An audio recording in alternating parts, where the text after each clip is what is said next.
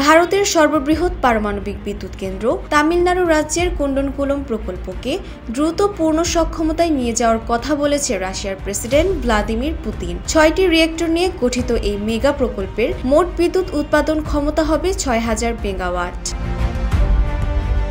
নয়াদিল্লিতে ভারতের প্রধানমন্ত্রী নরেন্দ্র মোদীর সঙ্গে এক যৌথ সংবাদ সম্মেলনে পুতিন এ ঘোষণা দেন। তিনি বলেন, কুন্ডনকুলম বিদ্যুৎ কেন্দ্র নির্মাণ একটি মাইলফলক প্রকল্প, যার ৬টি রিয়েক্টরের মধ্যে দুটো ইতোমধ্যে ভারতের জাতীয় গ্রিডের সঙ্গে যুক্ত হয়েছে।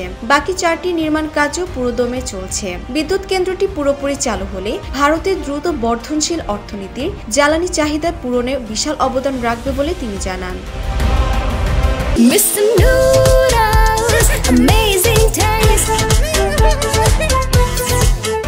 পুতিন আরও বলেন, ভারত ও রাশিয়া ভবিষ্যতে ছোট আকারের স্মল মডুলার রিয়েক্টর, ভাসমান পারমাণবিক বিদ্যুৎ কেন্দ্র এবং চিকিৎসা ও কৃষি খাতে পারমাণবিক প্রযুক্তির ব্যবহার নিয়েও একসঙ্গে কাজ করতে পারে।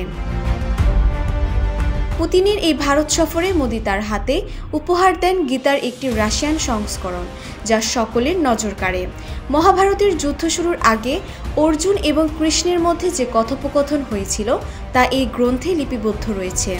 এছাড়াও বন্ধু পুতিনের হাতে তুলে দিয়েছেন বিভিন্ন রাজ্যের ঐতিহ্য ও শিল্পের ছাপ বহনকারী সামগ্রী। এই উপহারগুলোর মধ্যে রয়েছে রূপোর উপর বিশেষ কারুকাজ করা পেয়ালা, কেতলি ও পাত্র সম্বলিত টি সেট, যা পশ্চিমবঙ্গের শিল্প সংস্কৃতির ছোঁয়া বহন করে, এবং আসামের বিখ্যাত চা, কাশ্মীরের সুগন্ধি জাফরান, মার্বেল পাথরের দাবার সেট ও একটি রূপোর ঘোড়া।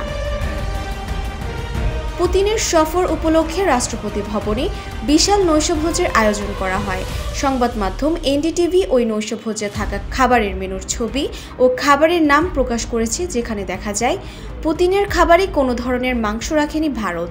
খাবারের তালিকায় ছিল ফলের ফ্রেশ জুস, ঝোল মোমো, জাফরানি পনির রোল, আচারি বেগুন, বাদামের হালুয়া সহ অন্যান্য নিরামিষ খাবার, যদিও দেশটিতে মাংস খাওয়ার প্রচলন ছিল।